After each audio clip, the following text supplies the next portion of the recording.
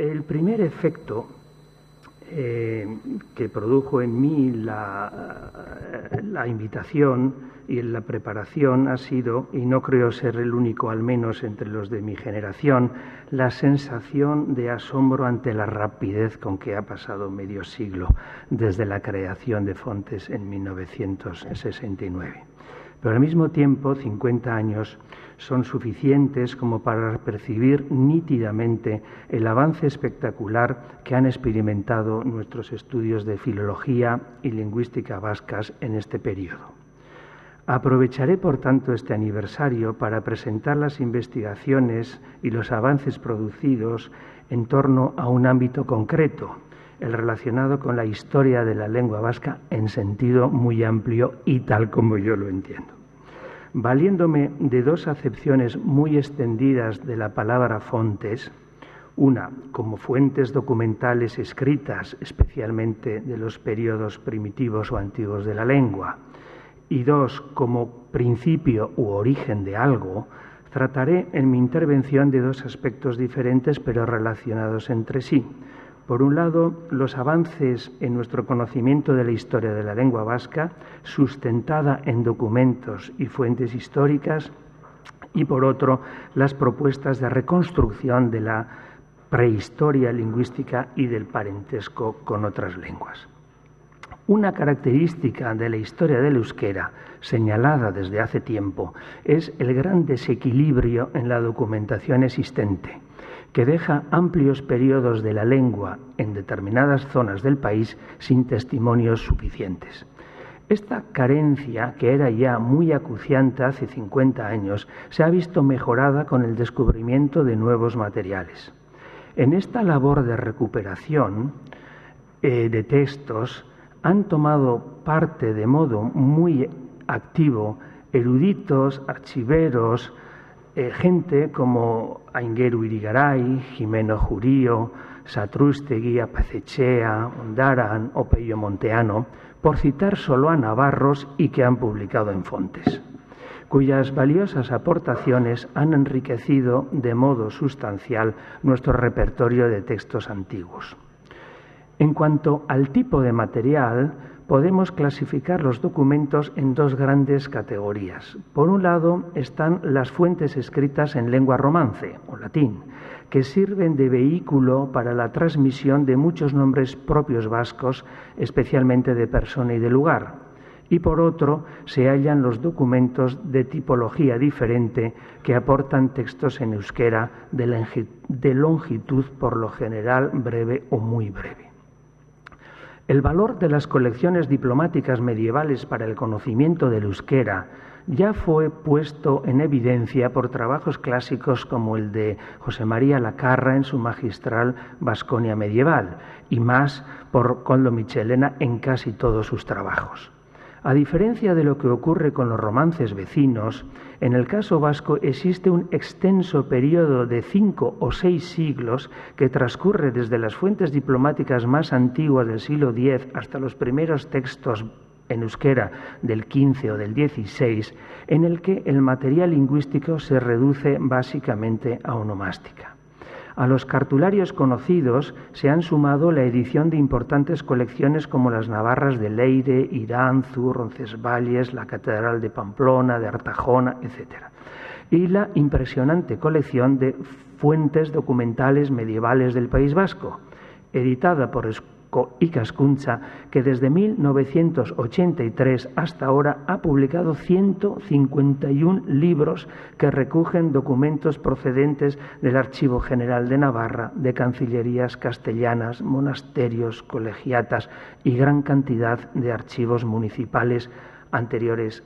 al año 1520, que es donde tienen el límite. Uno de los principales trabajos o primeros trabajos de sistematización de la rica información contenida en este tipo de archivos fue el trabajo de Jesús Arzamendi, que tenía el valor de organizar el material por lemas, de modo que se pudiera constatar a simple vista el léxico y los modos de derivación atestiguados. Aunque los nombres propios ofrecen un conocimiento limitado de la lengua, cuando se dan en cantidad variedad y distribución apropiadas se convierten en material precioso para iluminar ciertos aspectos de la situación lingüística. En primer lugar, la propia extensión de la lengua para fechas concretas. El feliz hallazgo del cuaderno que recoge las fechas de los labradores de Murillo el Fruto, estudiadas por Pachi Salaberry, demuestra que el euskera era lengua hablada aún en esa zona de la Ribera Navarra en el siglo XIV. Del análisis de los nombres se obtiene información sobre su variabilidad y distribución territorial, de donde se pueden inferir consecuencias para la dialectología, no solo en lo que respecta al empleo y uso de los elementos léxicos, por ejemplo, aurre y aitzin, sino también al aspecto fonético, a la variedad, los diferentes modos para decir aitz o para decir aritz. Y un estudio fino y detallado de la toponimia de una zona a lo largo del tiempo, en el caso afortunado de contar con documentación ininterrumpida, puede dar información útil para vislumbrar continuidades o rupturas, sean estas interlingüísticas, como cuando se sustituye el euskera por el romance con el subsiguiente oscurecimiento del topónimo, o sean intralingüísticas, en cuyo caso se podrá decidir sobre eventuales cambios lingüísticos, ya sean de evolución fonética o de difusión dialectal. Una cuestión candente en los últimos años tiene que ver con la presencia, estatus y evolución de la aspiración en los distintos dialectos vascos. La documentación medieval muestra una abundantísima presencia de topónimos con aspiración gráfica en la zona occidental del país, Álava, Vizcaya y zonas vascófonas de La Rioja. No cabe duda de que en muchos casos dichas grafías son reflejo de una pronunciación real. Cabe la sospecha, sin embargo, de que en algunos otros son recursos gráficos para indicar corte morfológico o hiato. La cosa se complica porque la pronunciación real puede ser explicada históricamente de más de una forma, ya sea como fonema heredado o resultado de la evolución regular de N intervocálica, ya sea como expiración vinculada a la posición del acento, que muchas veces coincide con corte de morfema, gauherdi. Determinar cuándo sucede la pérdida depende, asimismo, de la valoración de la grafía H de algunos topónimos atestiguados en periodos avanzados. A pesar de las dificultades inherentes presentadas por el material onomástico, no cabe duda de que su testimonio es de gran valor para ilustrar aspectos cruciales de la evolución y la dialectología del euskera en las fases previas a la aparición de los textos. Otro tipo de material interesante, anterior o coetáneo de los primeros textos del XVI, son las glosas y citas vascas transmitidas en obras redactadas en castellano. Un ejemplo ilustrativo de este periodo es el transmitido por la crónica de Ibargüen Cachopín, que fue estudiada por Arriola Bengoa recientemente.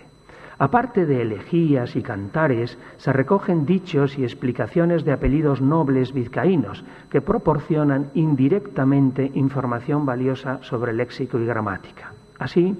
por ejemplo, al explicar el topónimo Orobio como Orobio Keindogu, todos los dos lo hemos hecho, ofrece testimonio de la existencia de oro en vizcaíno. O cuando traduce sedala por no sea, muestra la forma de la negación se con imperativo y subjuntivo. Este último ejemplo no es exclusivo de la crónica de Ibargüen, porque lo hallamos también entre las explicaciones del licenciado Poza, lo que abre el camino a estudiar cuánto de este material es literario y copiado de fuentes escritas. Hay sin duda testimonios que recogen expresiones orales, como la injuria lanzada por Martín Ruiz de Basurto ante los cadáveres de los 4 hijos de Salazar transportados indecorosamente en un carro y que el cronista deja sin traducir, Ordochok aurrera, que evidentemente quería decir los puercos adelante. Con los ejemplos que acabo de citar, accedemos al segundo tipo de documentación, a los textos redactados en euskera. En los últimos decenios ha aumentado considerablemente el número de textos vascos de todas las épocas y territorios. destacando entre todos el manuscrito de Juan Pérez de Lazarraga, que recoge el fragmento de una novela pastoril y 37 poemas en euskera. Esta obra, editada recientemente en Internet por el equipo vitoriano de los Monumenta Linguae Vasconum, Monumenta no Fontes, no solo ha hecho crecer considerablemente el exiguo corpus de textos del XVI, sino que ha dado carta de naturaleza a una variedad solo representada hasta ese momento muy deficientemente por el diccionario de Landuccio, es decir, el dialecto alavés. La originalidad temática de su contenido ofrece otro panorama distinto al de los refranes, que ya se conocían, y al de las traducciones de sus contemporáneos Betolaza o Leizarraga, con aspectos novedosos en léxico y sintaxis, pero manteniendo también arcaísmos morfológicos que sirven para dibujar de manera más precisa las características del euskera arcaico. En líneas generales, presenta unos rasgos lingüísticos compartidos por los restantes dialectos vascos contemporáneos, especialmente en las expresiones de las categorías verbales de tiempo, modo y aspecto, que desaparecerán casi al unísono en el período siguiente en todas partes y que abogan, una vez más, tanto por los mantenimientos como por las desapariciones, por una clara unidad de la lengua. Junto al manuscrito de Pérez de Lazarraga, el corpus del XVI se ha visto incrementado por una serie de textos cortos, de entre los cuales citaré solamente, por la originalidad de su temática y por haber sido editados en Fontes, el cruce de correspondencia entre los funcionarios de la Cancillería Real Navarra, Machín de Zalba y Martín de San Martín, que remonta a 1415, y las curiosas cartas de espionaje remitidas desde la Baja Navarra a la administración castellana de Pamplona a finales del siglo.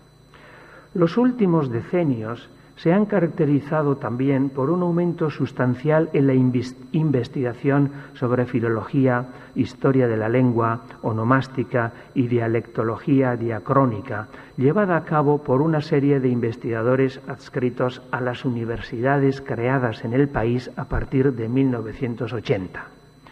Solo hace falta leer el descorazonador informe de Sánchez Carrión, Chepech, publicado en Fontes en 1974, sobre la situación de la filología y la lingüística vasca en aquel momento,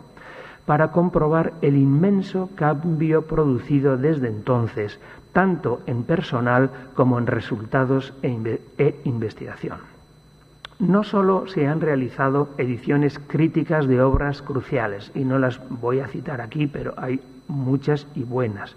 sino que se han llevado a cabo estudios monográficos sobre diferentes aspectos de la diacronía vasca, el surgimiento de la declinación determinada y el artículo, el verbo vasco antiguo, la sintaxis diacrónica de las oraciones complejas, gramáticas o léxicos de escritores particulares como Lazarraga, Elizalde, etc. Estudios de lexicología dedicados a los diccionarios de Larramendi, Arriet, Pubró, etc. Estudios dialectales sobre hablas y variedades específicas como el euskera de Álava, de la Baja Navarra, de localidades como Eslava, etc. Toda esta investigación continuada durante más de 30 años ha sido crucial para comenzar a tener una idea más precisa de la historia de la lengua desde sus primeros testimonios hasta el presente, que ha proporcionado su primer fruto de consideración en la reciente Historia de la lengua vasca, redactada por un grupo de profesores de las universidades del país, de la del País Vasco, de la de Navarra y de la de Po, y de los países del Adur. Aunque la empresa era ambiciosa, hemos querido hacer una obra que tratara tanto los aspectos externos, vale decir, históricos y de contextualización sociocultural, como internos, correspondientes a la evolución del sistema en los diferentes ámbitos de la lengua, sin olvidar cuestiones previas como la naturaleza de las fuentes o las grafías. Las características propias de nuestra historia nos han obligado también a tratar ciertos asuntos que no son habituales en otras historias, como el papel que las ideas lingüísticas acerca del euskera, sus orígenes y su particular naturaleza han ejercido sobre la misma lengua a través de los productos elaborados por lexicógrafos, gramáticos y reformadores. Sección que hemos denominado Ideas lingüísticas y gramaticografía. Por último, hemos explicitado de manera clara los criterios, tanto externos como internos, en los que hemos basado la periodización del devenir histórico. Posiblemente la propuesta más novedosa ha sido establecer una separación entre el euskera arcaico, en el que agrupamos los documentos que, independientemente del momento de su aparición por escrito, remiten a un estado de lengua de entre fines del XIV y el XVI, por un lado, y el euskera antiguo y clásico del siglo XVII, por otro, en virtud de las numerosas innovaciones que sufre la lengua, especialmente en su sistema verbal.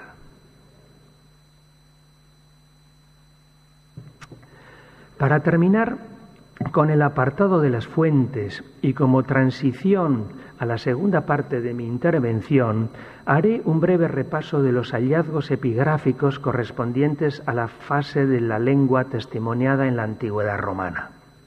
La zona principal de atestiguación de onomástica aquitana, que como se sabe se concentra en los valles pirenaicos centrales de la vertiente norte, se ha visto enriquecida por la aparición inesperada en Hagenbach, Alemania, de un tesoro de láminas votivas dedicadas a Marte por personas con onomástica indígena de filiación aquitana.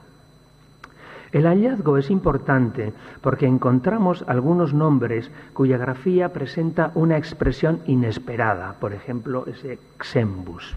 El hallazgo venía a romper una regla bien respetada por la documentación anterior, a saber, que las sibilantes tienen una realización fricativa en posición inicial y africada en posición final de palabra, anotadas mediante S y XS respectivamente. Seni versus Belex.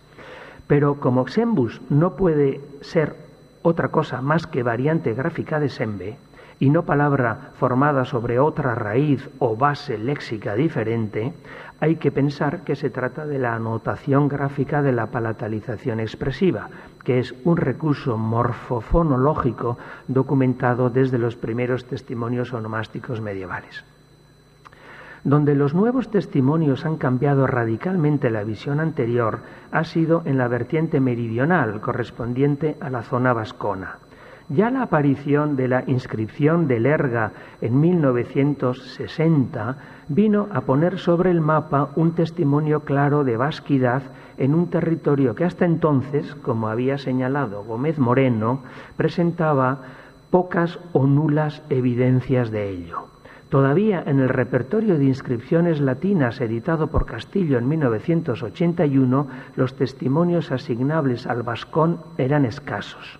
Solamente en años posteriores han ido apareciendo inscripciones funerarias y altares votivos desde la zona de Cinco Villas hasta Tierra Estella que remiten con claridad a una lengua de filiación vasca. Junto a estos nombres vascones disponemos desde 1992 de una inscripción en escritura ibérica sobre mosaicos procedente de Muruzábal de Andión, cuya interpretación y ascripción lingüística es debatida. Aquí voy a pasar todo esto, que son los nombres de persona y de divinidad asignadas a la capa vascona. En los últimos años también han aparecido nombres de personas al sur del Ebro, en las cabeceras de los ríos Cidacos y Linares, en tierras sorianas, que se diferencian nítidamente de sus vecinos celtibéricos e incluso de la onomástica ibérica en algunos puntos significativos y la acercan a la vasco-aquitana. Estos testimonios vascónicos de plena época altoimperial, siglo I-II después de Cristo, confirman la presencia de una lengua éuskara en el territorio vascón en la antigüedad, quitando verosimilitud a la teoría de la euskaldunización tardía que explica la presencia del euskera al sur de los Pirineos por una invasión desde Aquitania después de la caída del Imperio Romano. Estos testimonios representan por el momento el horizonte documental más lejano de la lengua vasca. Al mismo tiempo, se tiene la impresión de que hay una cierta solución de continuidad entre aquella fase y la siguiente medieval, sustentada por la drástica diferencia en la extensión territorial y en la naturaleza del material de una y otra época. La consecuencia es que mientras los testimonios medievales de la Euskal Herria histórica se consideran sin más parte del euskera, la presencia de los nombres aquitanos a la familia éuskara debe ser probada mediante la comparación lingüística.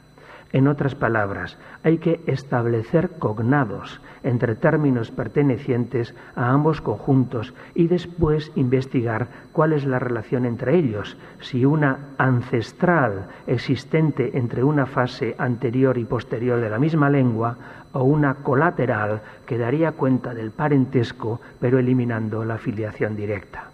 Este cometido, que desde un punto de vista teórico es claro, se vuelve difícil y hasta impracticable cuando lo que comparamos no son textos comprensibles de una lengua, sino material onomástico que carece de la vertiente semántica inherente al léxico común de una lengua y que procede además, nuestro material, de zonas no exclusivamente euskarófonas. En estas circunstancias priman los cognados evidentes, con una nula o escasa diferencia en su vertiente fónica pertenecientes a ámbitos semánticos definidos, como el de la expresión de las relaciones personales o familiares, gizon, anderen, escato,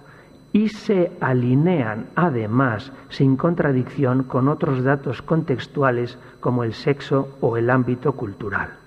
Una vez establecido el núcleo duro de cognados, se puede ampliar el conjunto mediante otros cognados hipotéticos que sigan cumpliendo las garantías contextuales, como cuando en el nombre propio de varón, andoxus, y el de sus derivados, por ejemplo, andosten y otros más, aislamos el elemento doch presente en nombres de animales machos vascos como ordoch, bildoch o en medieval andosco. El segundo argumento de parentesco lo ofrecen los cognados con pequeña variación, la cual se explica gracias a la aplicación de una ley fonética conocida de modo independiente. Así que aquitano sembe, vasco seme, o aquitano seni, vasco sei, sein. Por último, se añade la identidad en el conjunto de sufijos y en el sistema fonológico. Todos estos argumentos aplicados a la comparación entre el material aquitano y el vasco confirman el parentesco entre ambas lenguas, de un modo que no se da en la comparación con ninguna otra lengua, ni siquiera con el ibérico. Como puede verse, este es un procedimiento muy conservador, en el que se aceptan como cognados aquellos elementos aquitanos que no están en contradicción con el vasco histórico ni con una reconstrucción estándar y tradicional del protovasco, sino que incluso la refuerzan. Por todo lo anteriormente dicho, se ha considerado al aquitano como una variedad de la lengua muy estrechamente relacionada con el vasco, de la que a efectos prácticos, for practical purposes, como diría Trask, podría funcionar como base previa o ancestro. Hay que tener en cuenta que dicha imagen viene dada en buena medida por la aplicación del propio método, en el que han primado las cognaciones evidentes y aquellas en las que el correlato vasco puede derivarse unívocamente de la variante aquitana. No hay que olvidar, sin embargo, que en aquitano hay muchos nombres a los que no se les ha hallado correlato vasco. podrían favorecer la idea de que el aquitano no es una fase ancestral del vasco, sino un pariente cercano desaparecido en el transcurso a la Edad Media, como sugirió Campbell en el 2011. Aunque cabe pensar también en que dicha falta de correspondencia se debe a que el vasco ha perdido gran parte de material antiguo en ese periodo de transición. Más valor tendrían, si estuviéramos seguros de su cognación, aquellas correspondencias que mostraran variaciones o variantes vascas no derivables unívocamente o directamente de las formas aquitanas. Quizá aquitano aher, vasco aquer, o aquitano aritzo, vasco areitz, areiz, y las variantes. La ascripción vascona del reciente material procedente de tierras sorianas responde a las mismas exigencias y procedimientos usados en la comparación del material aquitano. La existencia del nombre de vascón sesenco, al que se le ha dado tanta importancia, solo adquiere valor porque junto a él hallamos la presencia del sufijo con aspiración tar y la alternancia sufijal ligada a la expresión de sexo, so, sufijo so para varón, onso, y se para mujer, onse. Se trata de rasgos compartidos tanto por nombres vascones meridionales como por los aquitanos septentrionales, que abogan por su pertenencia a una lengua o familia común, a lo que hay que añadir algunas coincidencias en bases onomásticas a ambos lados de los Pirineos, como enne, narjón, bel, ombeumbe y algunos más. Otro rasgo son los visos de ser compartido y común a todo el dominio lingüístico es la aparente desinencia de dativo e o ge presente en varios teónimos de ambas vertientes, andose arte en el norte o vascónicos elaitzi larrae en Navarra. Como he dicho antes, con respecto a la comparación vasco-aquitana, nuestros ojos van buscando los rasgos coincidentes o plesiomorfos, porque es a través de ellos como se prueba el parentesco lingüístico. Pero podemos percibir también diferencias, como la asimilación del grupo MB, solo en la zona vascónica y no en la aquitánica, que apunta al tratamiento posterior del euskera, el sufijo de formación de nombres de mujer, ella, limitado exclusivamente a Aquitania, frente al se común de todo el dominio, el empleo de andoch en el sentido de dominus frente a animal, posiblemente una innovación aquitana no compartida por el vascónico. Saber la escala de tales diferencias es difícil a partir de la naturaleza y la escasez de la documentación. Paso a otro tema, me parece muy destacable el incremento del interés por cuestiones de dialectología vasca y en particular por la dialectología diacrónica que tiene su origen en el trabajo de Michelena de 1981 sobre lengua común y dialectos vascos. Desde entonces se tiene por opinión común que el origen de los dialectos vascos no puede remontar a gran antigüedad ni ser expresión de la división tribal prerromana, sino que tienen su punto de origen en una lengua común situada cronológicamente entre la fase aquitana y la fragmentación visible ya en los primeros documentos medievales. Investigadores como Koldo Zuazo o Iñaki Camino han realizado estudios de gran valor sobre dialectos concretos mal estudiados, como el euskera de Álava y los diferentes dialectos navarros, desde el de la burunda y sacana hasta el bajo navarro, pasando por las hablas actuales y desaparecidas del alto navarro.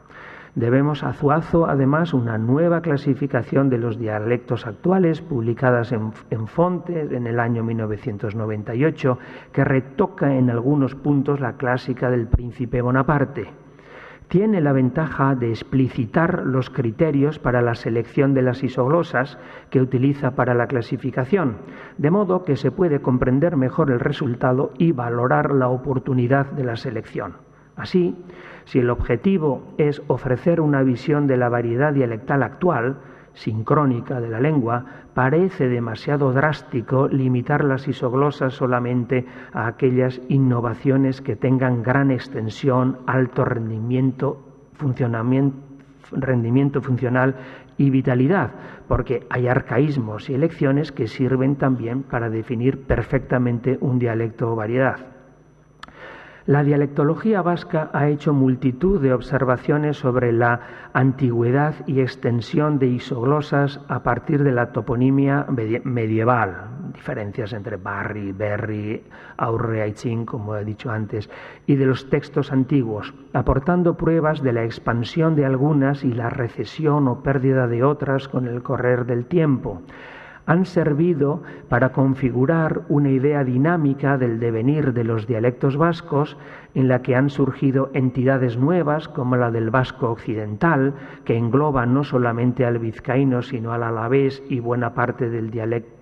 guipuzcoano meridional y occidental, en cuya configuración han tenido un papel importante las innovaciones surgidas en Vitoria, aplicando por lo tanto estudios sociolingüísticos a la dialectología, o se ha puesto de manifiesto la progresiva acumulación de isoglosas entre los dialectos a un lado y a otro de la frontera estatal, difuminando la anterior disposición de isoglosas norte-sur. Pero no contamos aún con una hipótesis de la fragmentación dialectal a partir del vasco común alto medieval, reflejada en un árbol filogenético en el que cada escisión dialectal esté justificada por innovaciones de cronología establecida. Debemos a la Carra, en un trabajo del 2014, haber llamado la atención sobre la necesidad de dicha labor, en un artículo en el que propone que los principales hitos de la historia evolutiva del euskera serían establecer los cambios lingüísticos ocurridos entre el protovasco y el vasco común, habiendo definido antes los rasgos de este último, para proponer después la secuencia de escisiones binarias dadas en el proceso de fragmentación dialectal. Hay que entender aquí por protovasco aquella fase reconstruida a partir de la comparación dialectal según los métodos de la reconstrucción interna tradicional, y por vasco común aquel estadio previo a la fragmentación que reúne todos los rasgos presentes en los dialectos herederos. La diferencia es sutil, porque ambos estadios de lengua se deben, salvo en algunos poquísimos aspectos, a la reconstrucción interna. La situación es diferente de la existente, por ejemplo, entre el indoeuropeo o protoindoeuropeo y el germánico común, ya que el protoindoeuropeo, es el resultado de la comparación entre las lenguas de toda la familia, y el estadio o fase ideal que reúne todos los rasgos comunes de las lenguas germánicas históricas. Cuando las alternancias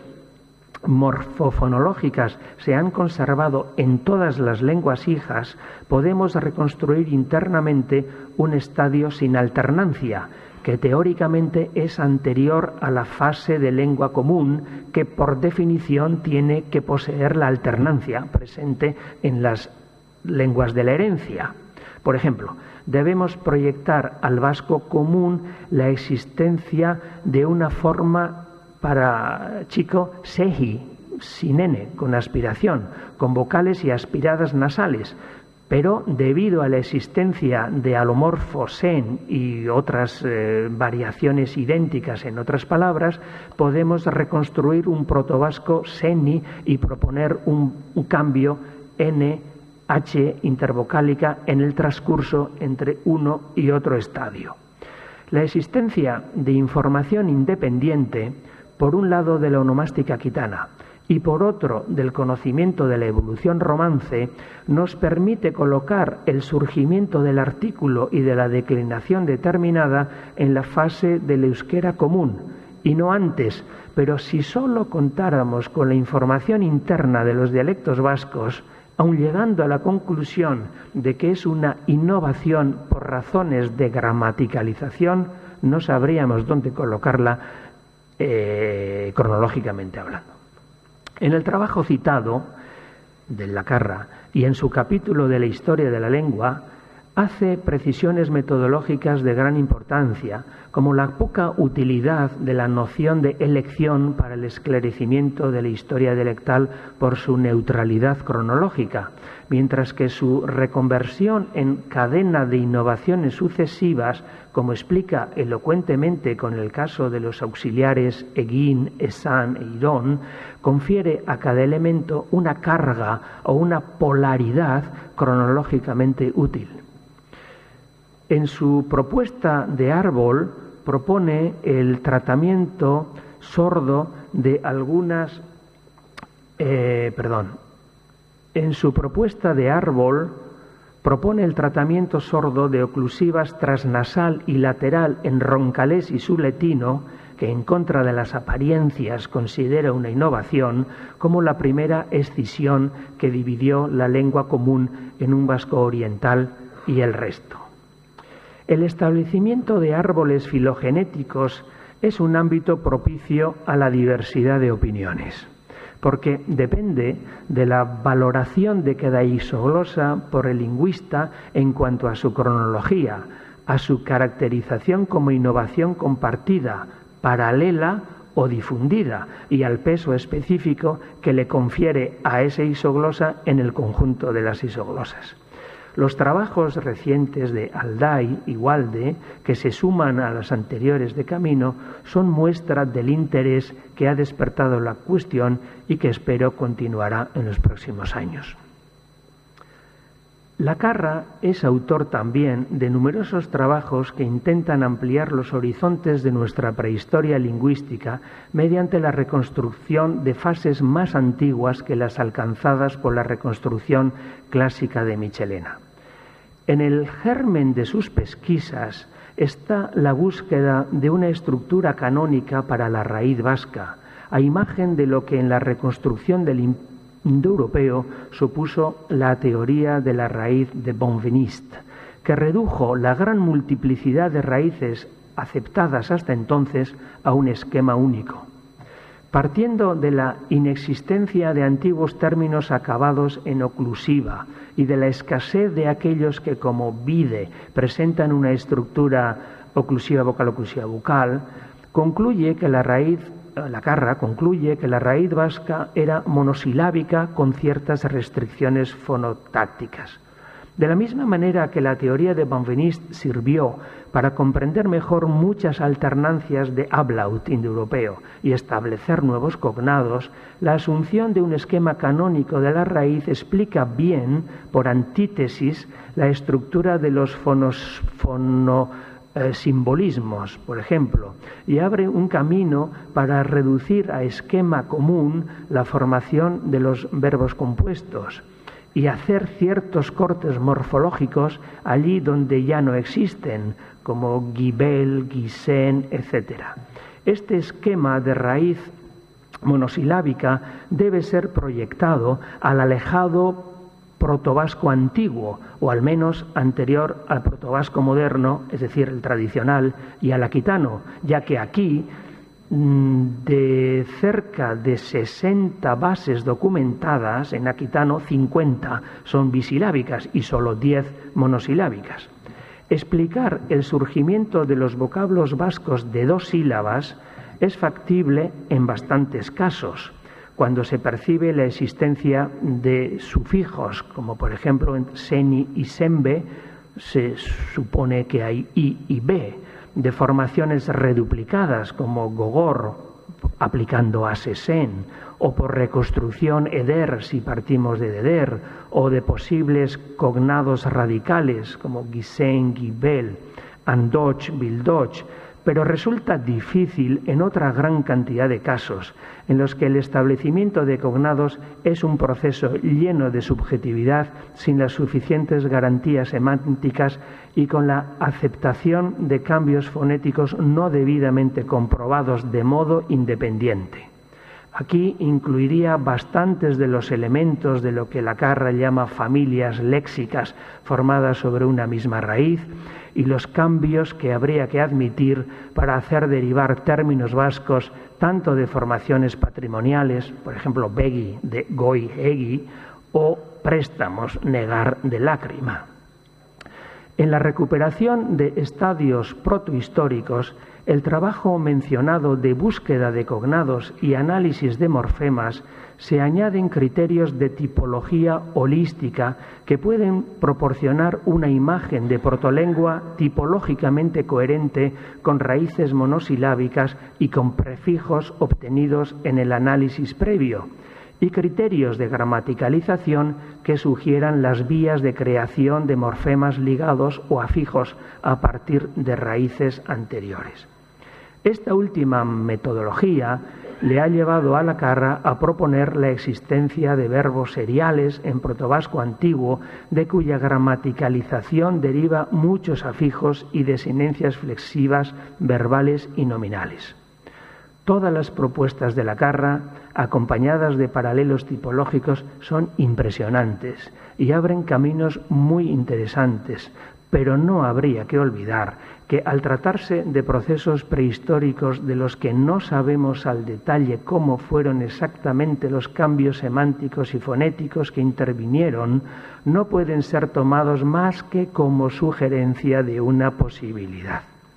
Estoy de acuerdo con las precisiones que hace Brian Joseph sobre el uso de la gramaticalización en lingüística histórica y en especial de su consideración de que es una etiqueta a posteriori, una vez explicados los cambios en términos tradicionales de la fonética y analogía. Me temo que la antigüedad de los procesos vislumbrados, de ser ciertos, y la imposibilidad de contar con la comparación de otros miembros de la familia hagan muy difícil llegar a certidumbres semejantes a las que tenemos cuando hablamos de vasco común o de protovasco moderno. En cuanto a las propuestas de parentesco, solo comentaré ahora la muy reciente de Julieta Blevis, que aboga por la existencia de una familia éuskaro-indoeuropea de gran antigüedad, ya que Lacarra ha criticado acertadamente en varios trabajos, y especialmente en el último de la historia de la lengua, muchas hipótesis anteriores, como las de Morvan o Fenevan. Morvan, por ejemplo, ha publicado en Fontes. Blevins es una lingüista profesional, con amplia experiencia en fonología, que ha escrito además un libro ordenado y muy bien estructurado. No propone, a diferencia de Forni, que el euskera pertenezca a la familia indoeuropea, sino que ambos conjuntos, por un lado el euskera y por otro la familia indoeuropea, son herederos de un ancestro común. El primer problema está en que Blemis acepta el protoindoeuropeo reconstruido por los especialistas, pero se cree con el derecho de reconstruir el protovasco, uno más antiguo que el micheleniano en la línea de Lacarra, pero totalmente diferente. La diferencia estriba en que propone un sistema fonológico protovasco con P, M y sin la sibilante dorsal, que nosotros escribimos como Z en vasco, Saspio y San. La razón principal es de índole tipológica o estructural, o el inicio al menos de su argumentación. Así, por ejemplo, para aceptar M se basa en la rareza tipológica de sistemas sin labial nasal, y para desechar la dorsal Z se basa en la distribución de sibilantes vascas en posición final, porque solo existe Z tras sonante, dice ella, por ejemplo, en Belts, Arts y Ints, pero no existen palabras con LTS, NTS o RTS. Ahora bien, el ibérico es un elocuente contraejemplo de la debilidad del argumento tipológico, ya que en las inscripciones redactadas en alfabeto greco-ibérico no se documenta ninguna sola palabra con M, al igual que tampoco ninguna con P, mientras que hay anotación de 2 sibilantes y de 2 vibrantes, un sistema con un inventario totalmente afín, por lo tanto, al del protovasco estándar. Y por otro lado, aunque las sibilantes dorsales en posición final pudieran ser explicadas como laminalización de trasonante, por ejemplo, que belch pasará a belch, hay pares mínimos como hach, aliento, o hats, dedo, o ich, pálido, itz, palabra, sin evidencia de sonante en la coda. Y por grande o pequeño que sea el rendimiento de la oposición fonológica, si no podemos reducirla mediante leyes sin excepción a un único fonema anterior, la práctica comparativa obliga a reconstruir dos protofonemas. Confer el típico caso y paradigmático caso del problema de las triples oclusivas velares en indoeuropeo.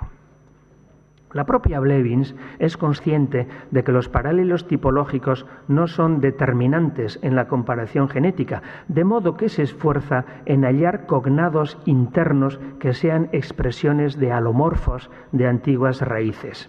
El grave problema reside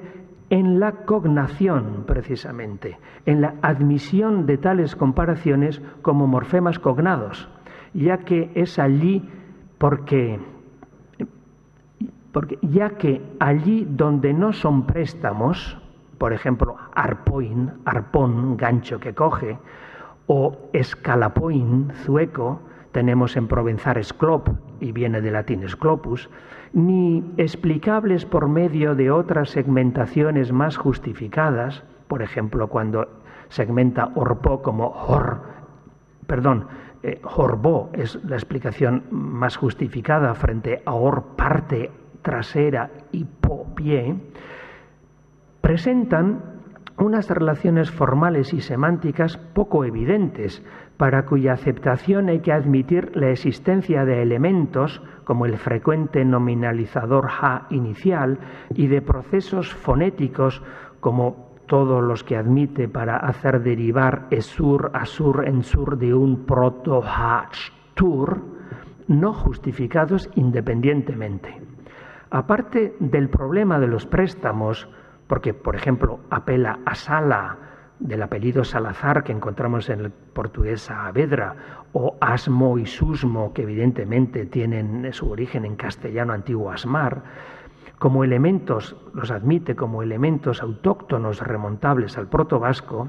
las erróneas interpretaciones, como interpretar ispea,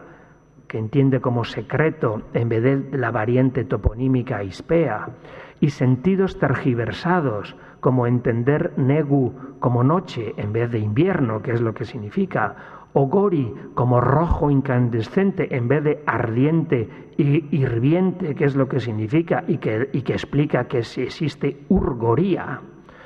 Blevins toma el Diccionario General Vasco de Michelena como una rica mina de donde obtener formas que le sirvan para sus comparaciones, y esto es lo importante, sin atender a la cronología ni al carácter general o local de los vocablos.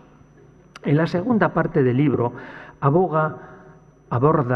la comparación del protovasco con el protoindoeuropeo. La primera observación es que Blevins se ha limitado a reconstruir la fonología del protovasco, sin abordar en absoluto la morfología.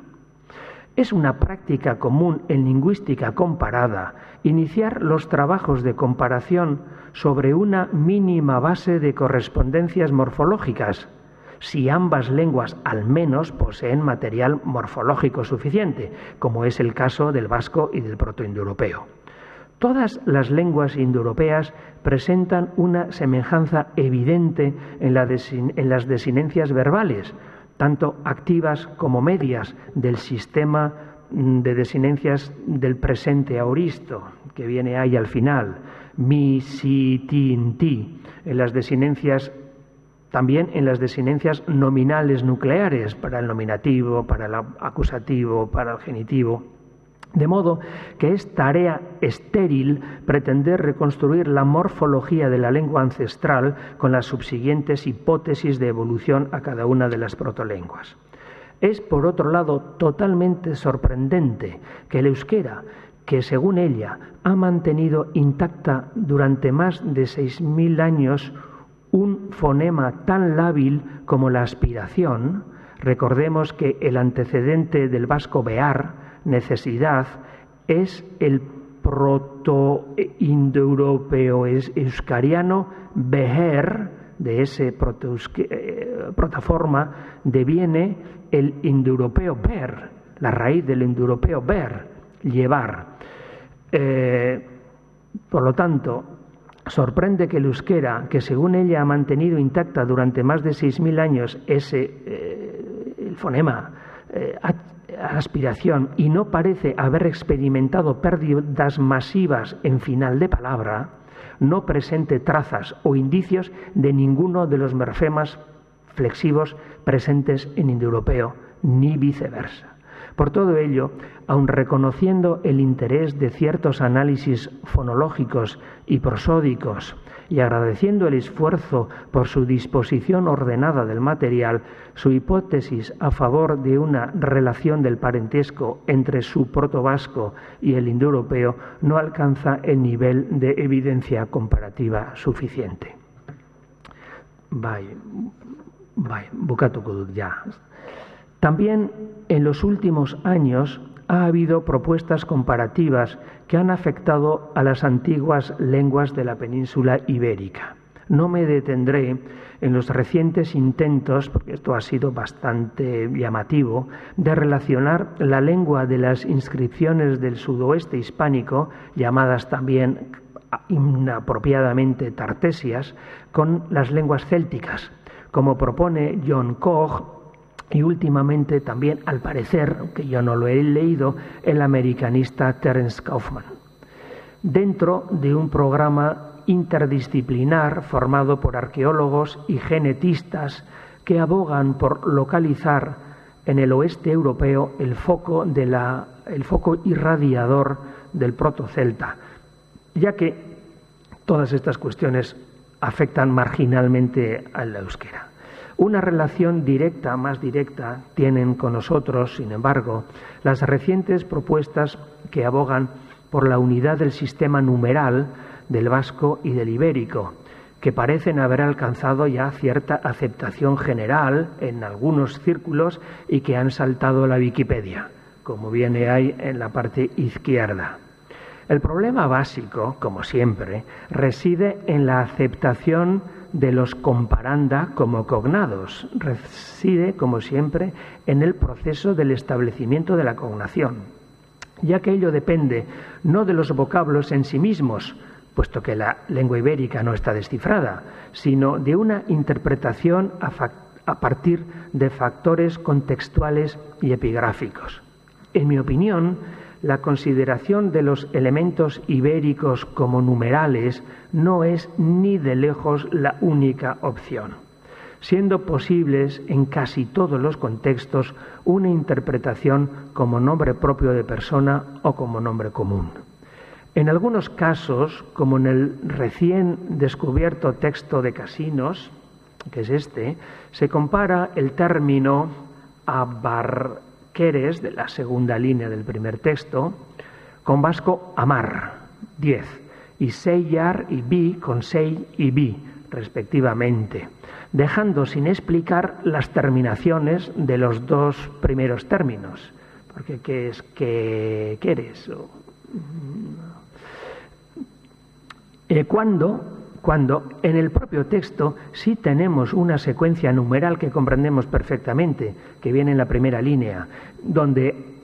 tras aitusin, que es un nombre de persona, sufijado por un sufijo perfectamente conocido en ibérico K, le sigue una denominación que viene como A más después 8 cifras, o sea, 8 palotes que indican cifra. A es expresión de una unidad métrica de cantidad. Esa unidad métrica de cantidad viene en el segundo, en la otra parte de la inscripción, en la otra cara, en la última línea, donde la unidad métrica A tiene una unidad, de la unidad métrica O tiene otra unidad, de la unidad métrica Ki tiene otra unidad. Pongamos que sean arrobas, azumbres y litros o algo así, ¿no? Bien, pues ahí están los numerales y no parece, por lo tanto, que lo otro sea numeral, sino son otros elementos. La justificación epigráfica más sólida hasta ahora para mí se reduce solo a la leyenda Herder en algunos semises o medioases de Lérida, donde pudiera significar medio. Bien. El objetivo principal de las líneas anteriores ha sido exponer el espectacular avance experimentado por la historia de la lengua vasca en los últimos decenios en cuanto a fuentes y estudios, a lo que la revista Fontes Linguae Vasconum ha contribuido de manera significativa desde sus primeros números. La profesionalización de los investigadores en el marco de las universidades creadas en el país han contribuido decididamente a ello. Creo que es básicamente el factor principal, lo cual se percibe también en la progresiva calidad de las aportaciones de la revista en el ámbito de la comparación y de la diacronía lingüísticas. Es una cosa evidente si comparamos los trabajos de los años 80 o 90 con los últimos trabajos ahora. Hago votos, pues, para que en los sucesivos Fontes sigan rindiendo su inestimable servicio a la causa de la mejora del conocimiento del euskera. Eskerrik asko, muchas gracias.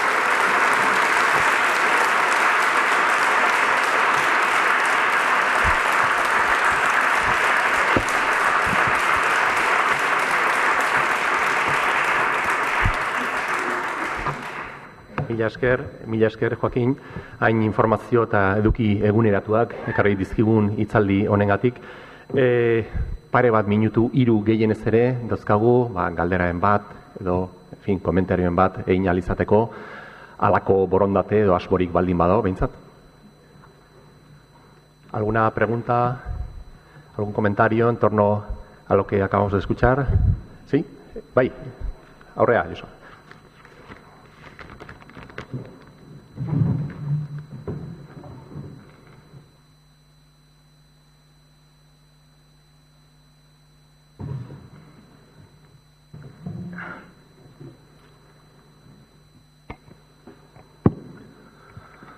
Bueno, egunon, mila esker, oso aurkezpen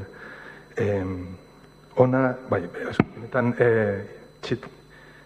harrigarria, ez? Eman duzun errepaso osoa. Nik bakarrik esan nahi nuke gauzatxo bat, gaztelaniaz esango dut, voy a echar un poco de perejil a tu charla, un poquito nada más. Voy a hacer una pequeña puntualización. Creo que has utilizado la evidencia de la onomástica vascónica de Soria para echar por tierra una hipótesis, teoría, que algunos llaman vasconización tardía, yo también, pero claro, tú lo que has echado por tierra no es la vasconización tardía tal como la entiende Sánchez Albornoz, por ejemplo. Sánchez Albornoz habla de esa teoría como una expansión vascónica hacia el oeste del país y no del norte de los Pirineos hacia el sur. Eso, en todo caso, sería la aquitanización tardía o algo así. Vasconización realmente es la expansión de una lengua, en este caso hablaríamos del vasco común antiguo, que se ha forjado en algún lugar en torno al Pirineo, entre el eje de Pamplona y al norte, pongamos por caso San Juan de Piedeport o algo así, y su expansión hacia Occidente, donde no había evidencia previa para nada algo parecido a lo que aparece en Soria. Lo de Soria realmente es llamativo, pero no creo que la evidencia de Soria implique un sustrato extenso de presencia aquitánica, vamos a decir, porque la vascónica, muchos especialistas dudan que sea monolingüe. Es un tema en el que no vamos a entrar, pero bueno, yo quería hacer esa pequeña puntualización. Y en ese caso, si habláramos de que vasconización tardía significa lo que Sánchez Albornoz pretendía, a lo mejor Joaquín también está de acuerdo con esa teoría. Bueno, vamos a ver concretamente, porque evidentemente este tema nos llevaría a una sesión entera. Yo lo he explicitado, creo que con bastante claridad en lo que he dicho. Vasconización tardía en el sentido de aquitanización, que es una teoría escrita y puesta y defendida por varias gente. Contra eso creo que la documentación antigua, y no solo de Soria, sino de Navarra, de la zona vascónica, muestra. Valorar eso. Lo otro tiene que ver, creo que crucialmente, con el asunto del vasco común. y está relacionado. Pero claro, lo del vasco común, yo creo que en los próximos años la investigación se va a centrar, creo que en ese periodo cronológico. También se están haciendo excavaciones, que darán ayuda marginal, ayuda complementaria, y yo creo que en ese periodo de tiempo de la antigüedad tardía se irán haciendo investigaciones muy interesantes de ahora hacia adelante. Bueno, eskerrik asko. No tenemos tiempo para más, nos vamos al descanso. De nuevo, muchas gracias a todos por vuestra atención.